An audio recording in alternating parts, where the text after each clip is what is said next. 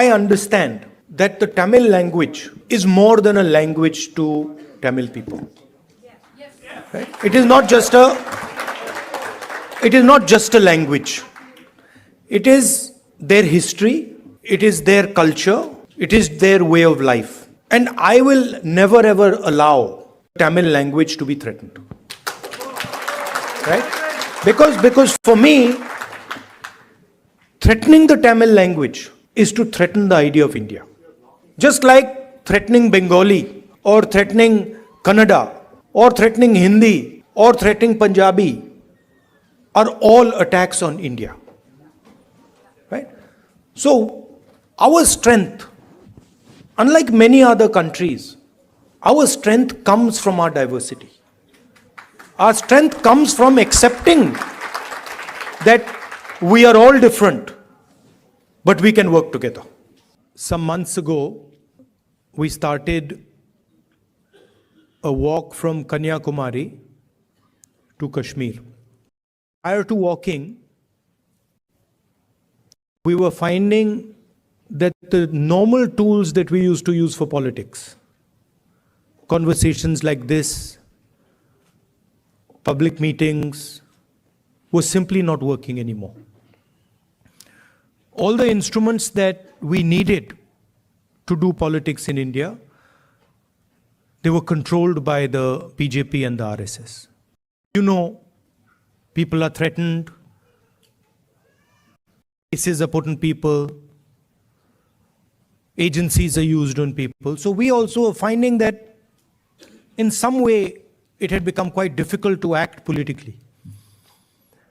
And that's why we decided to walk from the southernmost tip of India to Srinagar. And when we started, I thought, okay, देखेंगे क्या होता है. After 5 or 6 days, we realized that actually walking 4,000 kilometers is not an easy thing. You know, and I had an old knee injury that started to act up. So I said, now I'm in real trouble because there's no choice. One has to walk and I'm having quite a lot of pain. And then quite a surprising thing happened. I started noticing that after walking 25 kilometers is more than half a marathon. So after walking 2-3 weeks, every day 25 kilometers, I suddenly realized one afternoon that it's strange, but I'm not feeling tired at all. I get up in the morning, 6 o'clock we used to start, and we used to end walking at about 7:38 in the evening, and I was like, this is very strange, I'm not feeling tired at all, what is this? And then I started asking people around that, भाई, ये हो क्या रहा है, आपको थकान हो रही है? Everybody is saying to me, थकान तो नहीं हो रही. It's very strange, we're not feeling tired. So I started to think about it, and I realized that actually what was going on was that it was not us that was walking. It was India that was walking with us. Right? And the large mass of people who were coming, all religions, all communities, everybody, kids, they were creating an atmosphere of love and affection where nobody was feeling tired. Almost as if everybody was walking together. सब जुड़ के चल रहे थे और उसमें किसी को थकान नहीं हो रही थी, एक दूसरे की मदद हो रही थी. And that's where we came up with the idea. नफरत के बाजार में मोहब्बत की दुकान खोली.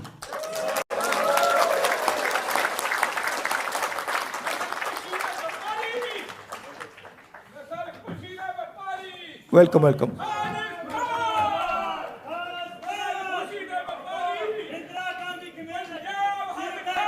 नफरत के बाजार में मोहब्बत की दुकान।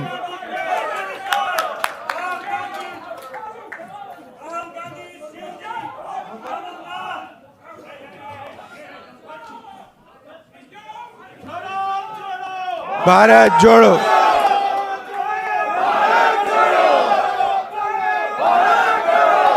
See, the interesting thing about us, about the Congress party, is we have affection towards everybody. If someone wants to come and say something, regardless of what they're saying, we're happy to listen to it. We're not going to get angry. We're not going to get aggressive. We'll nicely listen to it.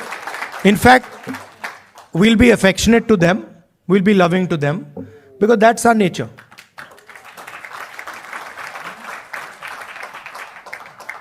So, we found that when everybody started working together, completely different type of energy started coming. And I noticed that the government tried everything. मतलब जो भी उनमें ताकत थी, उन्होंने यात्रा को रोकने में लगा दी। टीवी से उतार दिया, पुलिस को यूज किया, मगर कुछ काम नहीं कर रहा था। और जो यात्रा का इफेक्ट था, वो बढ़ता जा रहा था।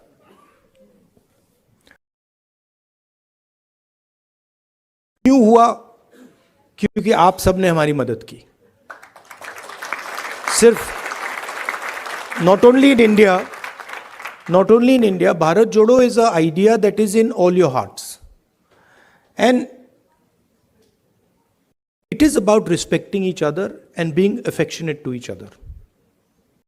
It is about not being violent towards each other, not being arrogant.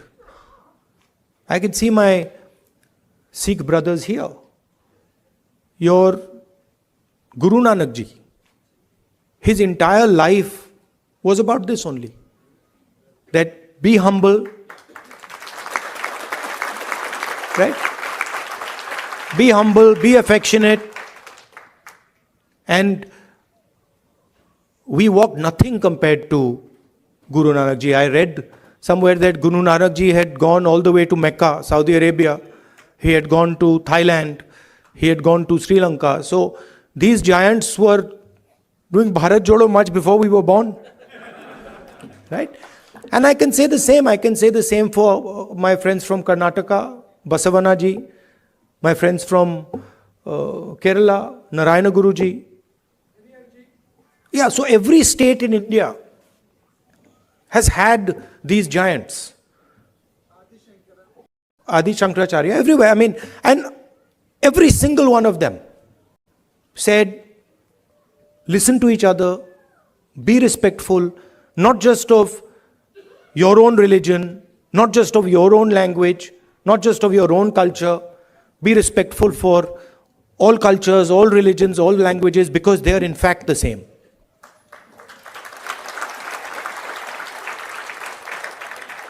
And the assault that is taking place in India, it's taking place on our way of life. Sam Pitroda ji said that he grew up with all people living happily. Different languages, different religions. And that is what is being attacked.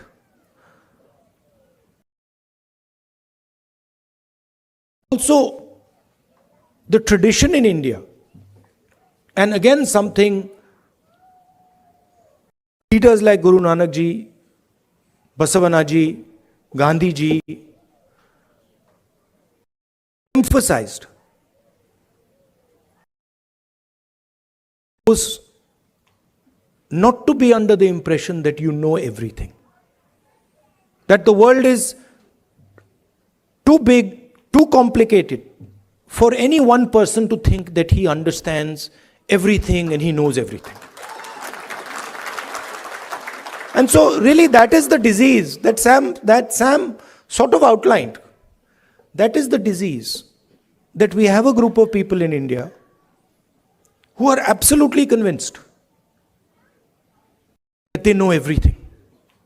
In fact, I think they think maybe they know even more than God. They could sit down with God and have a conversation and explain to him, about what is going on. And of course, our Prime Minister is one such specimen.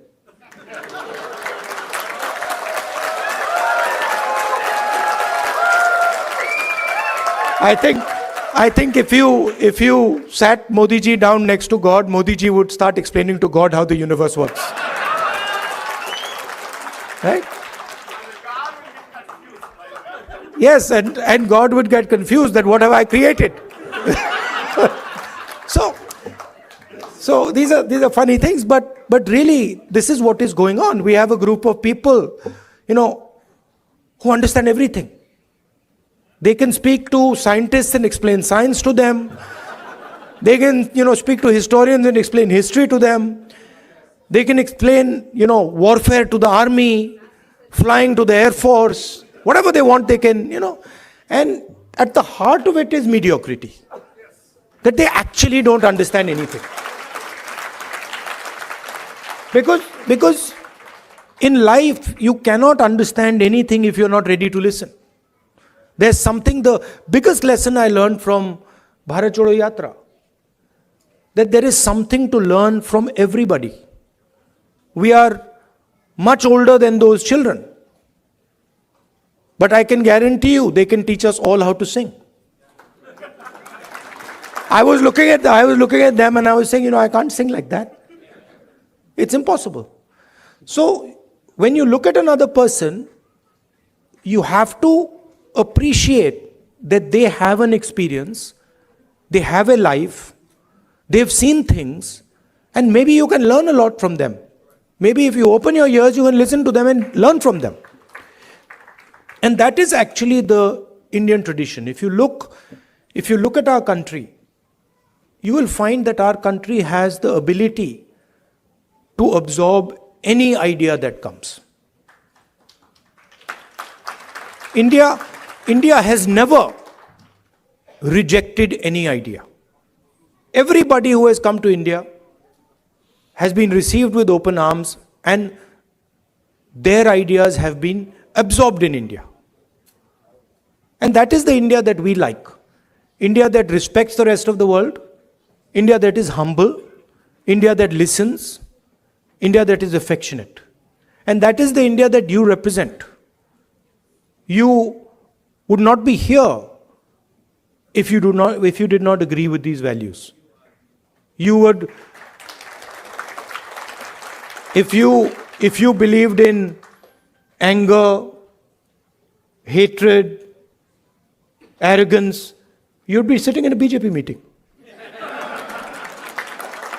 Right? And I would be doing Man Ki Baat.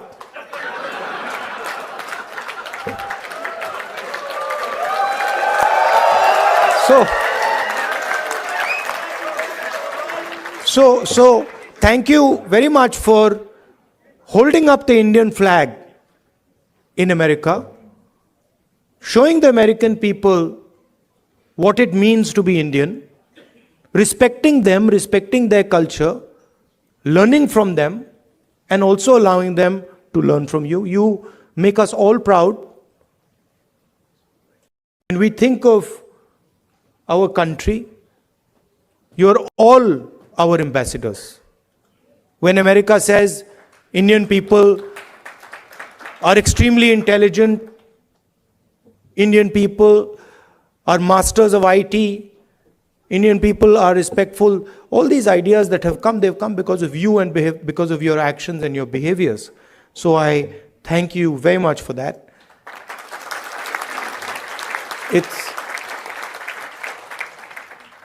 I came here this morning. Sam organized the flight. I arrived 16 hours.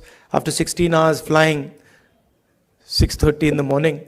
I thought I'd be tired, but I'm not tired at all because of the energy that you have given me. Thank you.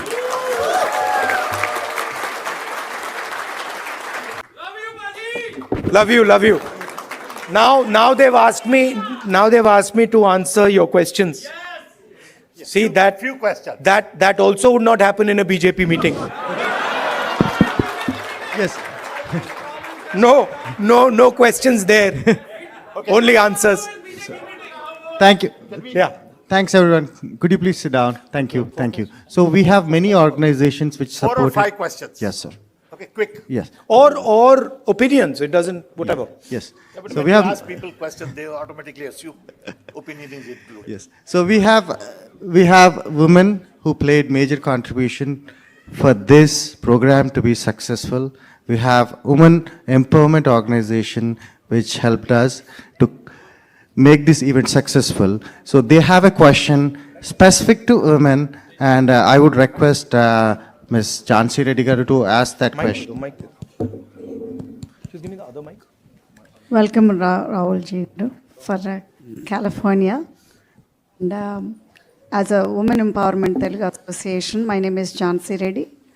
So I would like to ask you 2 questions regarding this women bill that has been, in the court for almost more than half a century. So when the Congress comes in power, Which women's bill? the women's reservation rights. So that bill has been there for more than a quarter century. So as a Congress leader, what is your thoughts on it and how are you going to deal with it? That's of my first question. The second question is, in India, it's very hard for a woman for the safety issue. So what are we going to, offer our next generation of the girls in India? Thank you. So on the women's reservation bill, we are committed to that. We wanted to pass it in the last government, but some of our allies were not too happy with it, and they didn't give us the support for that bill. But I'm confident when we come to power, we'll pass that bill. I think part of the answer to your second question lies in the first question.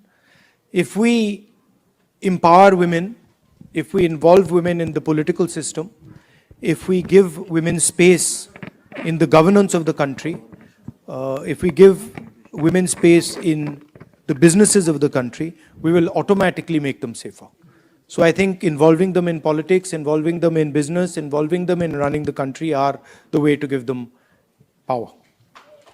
Thank you. Thank you. So we have another Tamil community organization, who united entire Tamil organizations, and they have expressed their support. So they might differ on the Congress party, but they have come here for the love of Rahul Gandhi today. So I would like to invite Mr. Pugal, if you are here. Yeah. Thank you, Sandeep. Hello, Rahul Ji. My name is Pugal Anbu. I'm the president of Indo-American Society for Science, Reason and Free Thought. I also represent Tamils who live in Bay Area. On behalf of our people and on behalf of people who believe in science, reason and free thought, I would like to point out we are honored, humble and most truly proud of your journey about opening up the shops of love on the streets of hate all over the India. Tamils have long tradition of harboring brotherhood mindset throughout their civilization. 3,000 years ago, our forefathers said, Yadum ure, yavarum kelir, pirapukkum ella uyirkum. Translation, all human beings are created equal and every town is our town, everybody is our relative. To us, India is like European Union, with each state having its own language, its own tradition, its own festivals, its own cuisine, dress code, way of living, etc., etc. They are all different, yet we live under one country called India. Therefore, it is deeply saddening to us when someone from the union government trying to impose one language, one culture, one tradition, one religion, one school, etc. Recognizing this diversity to make India a robust country, our beloved leader, the Dravidian icon, former Chief Minister Dr. C. N. Neerthirai proclaimed, both in Parliament and in public forums, for Manilathil Suyachi Mathiyil Kootachi, which means autonomous rule at the state level and federal rule at the union level. Dear Rahul Ji, you have studied in America and you have traveled within United States extensively, and you know much better than anyone else in this room that America is the best example of federalism. Each state has its own constitution, its own Supreme Court apart from federal laws. Whereas in India, Congress party did have its own share of problems in the past. But the times have changed. The new thinking has emerged, and you are the epitome of the new thinking. You are the beacon of hope and the streets of hate in India. Therefore, my question to you is that, like United States of America, what's your thought on making India as a true United States of India? Thank you, Ji. If you read our constitution, the definition of India in the constitution is a union of states. And within our constitution is the idea that the languages, cultures, histories of each one of our states has to be protected under the union. So what you're talking about is already incorporated in our constitution. It's already there. The BJP and the RSS are attacking that idea that you mentioned and also the Constitution of India. That's the fact. Now, for me personally,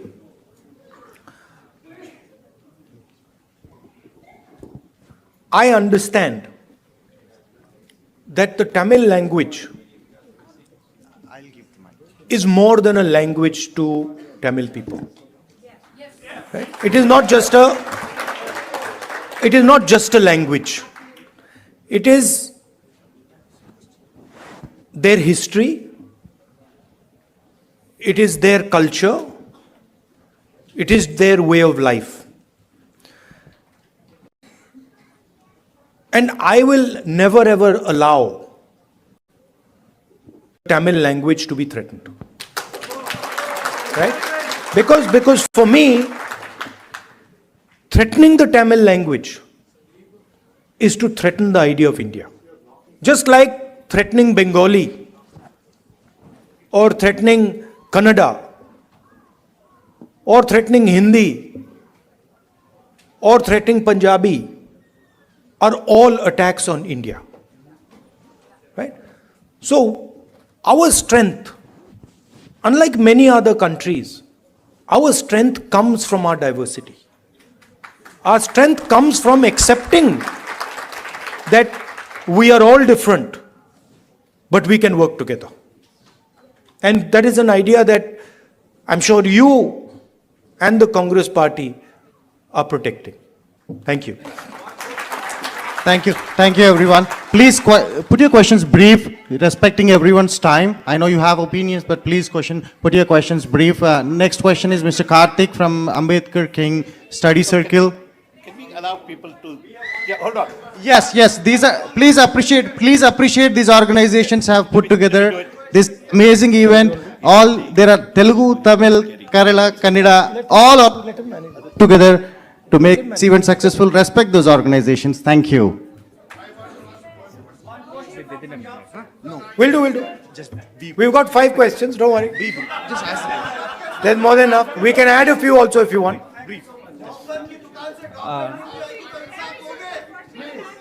Hello Rahul Ji, I am Ganapati from the Ambedkar King Study Circle. First of all, welcome to San Francisco Bay Area. We wholeheartedly thank you for taking up the fight against the fascism. So this rise of fascism is not a mere coincidence. So we believe in the social and the economic equality in the society, and the inequality actually creates a conducive environment for fascism to emerge. So my question is what is the plan of the Indian National Congress to uproot the economic and the social inequality which creates this condition for fascism in the Indian subcontinent and also at the global level? One of the things that we are suggesting is when we were in government, we had carried out a caste census. And the idea behind the caste census was to take an X-ray of Indian society, right? To find out what are the exact demographics of our country, right? What are the different communities?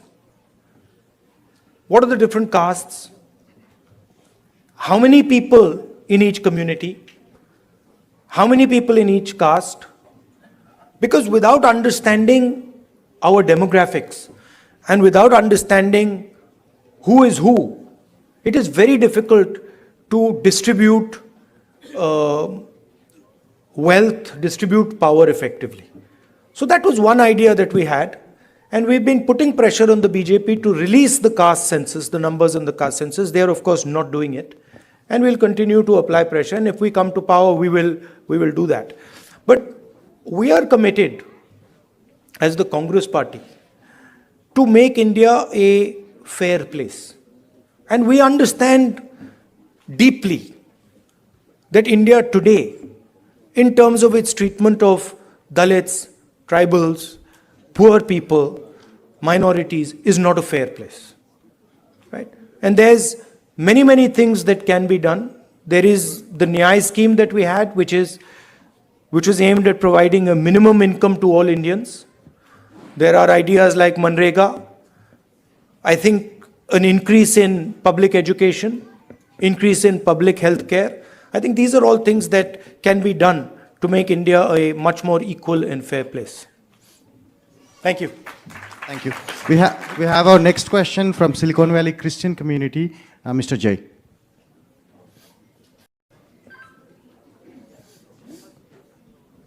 Rahulji,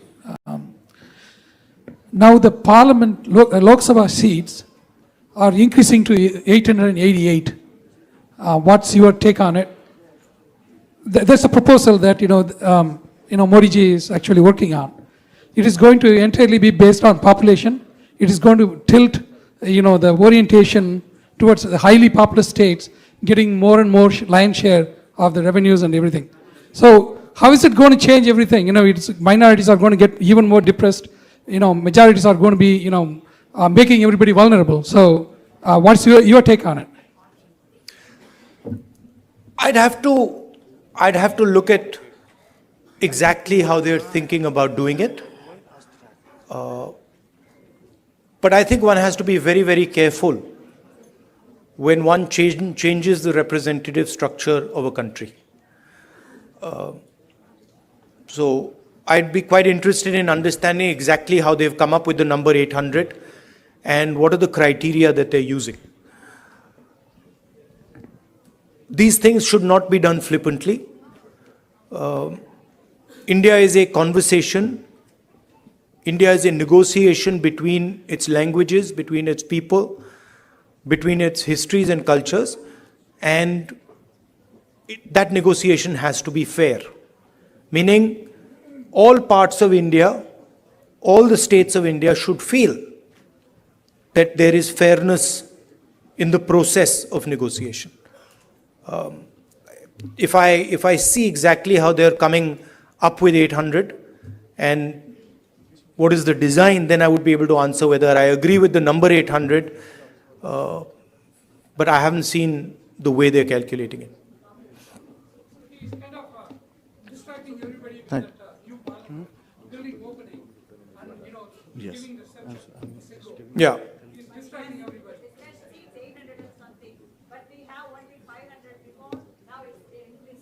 Yeah, but it depends how the ratios change. Yeah, it is currently based on the population, yes. But you'll have to see how the ratios change. I think the Parliament House, these are distractions.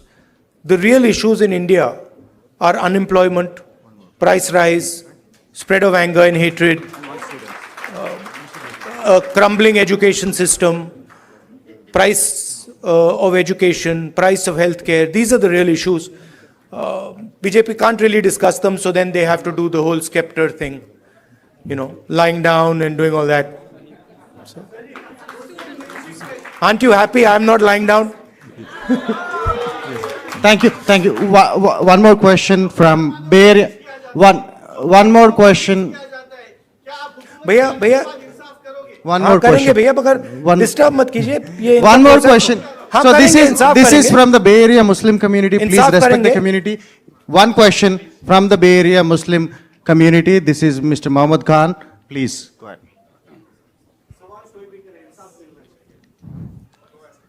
मिलेगा Rahul ji, thank you so much for coming all the way here. आपने जो ये नफ़रत के बाज़ार में मोहब्बत की दुकान खोली है, उसका बहुत बहुत शुक्रिया. I think this is something which we were starving for as Muslims from the Bay Area. We all want to thank you for your time and for your efforts in coming all the way here. As you know that, Muslims have the security threat today. It was never before. The way we see today, like whenever we call and talk to anybody, it's like, kya ho raha hai yahan pe? What's going on? There are so many different laws which are getting implemented, which were not even implemented earlier. If it is just of the security, it's okay. But then if it goes on and on, like inching up, le lijiye, Musalman bachon ko jo hai, they are putting in the jails for the crimes which they have not committed. What strategy will you adopt, or what hope are you giving to Indian Muslims, which is going to change the whole thing back to the point where we were and get back to the normal stream to develop India?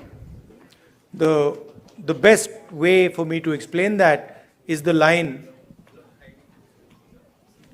नफरत के बाजार में मोहब्बत की दुकान. That is the best way I can say it, which is that it is felt most strongly by the Muslim community, okay, because it is done most directly to them.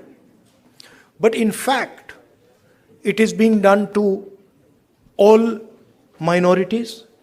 I can guarantee you that the same way you're feeling attacked, I can guarantee you my Sikh brothers are feeling the same thing.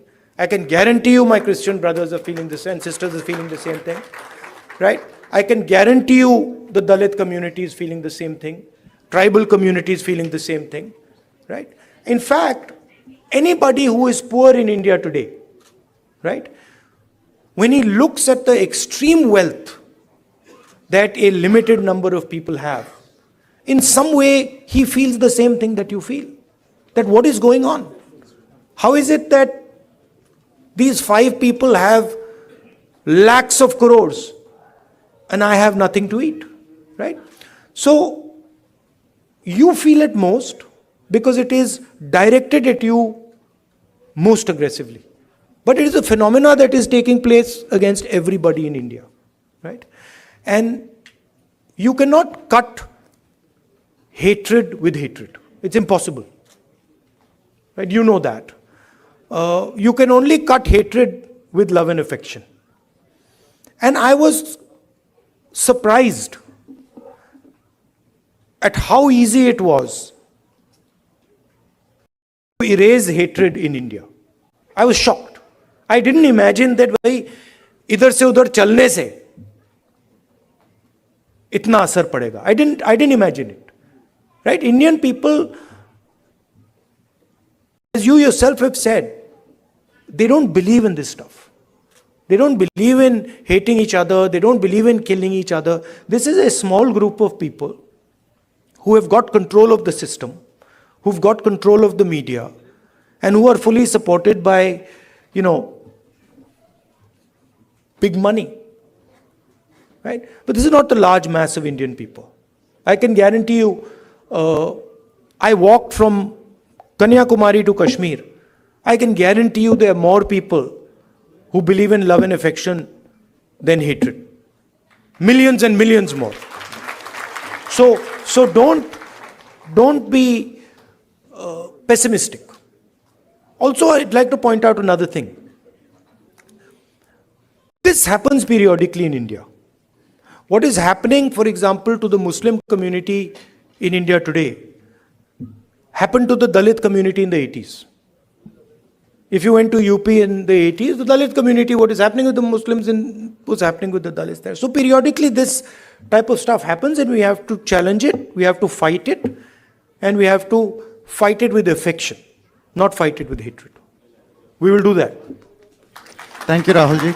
And one last question from the most important community of entire world, that is students. So we have one interesting student from UC Berkeley who wants to, literally begging me to ask one last question. She promised that she would conclude it.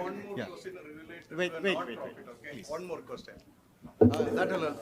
Welcome, Rahul sir, and thank you so much for your win in Karnataka. You've made a lot of people very, very happy. We've literally cried tears of joy, so thank you. So my question for you would be, we have a lot of students who helped out here today. We really feel passionately for your cause, and which is our cause now. But what would you say to us? We want to go back to India, we want to represent our country, but we see how the athletes, the youth, the wrestlers in recent times are being treated. It's very undignified. We feel very discouraged. So what would you say to us to kind of bring the sense of wanting to go back out there for our country? Yeah, please realize that there's a huge distortion.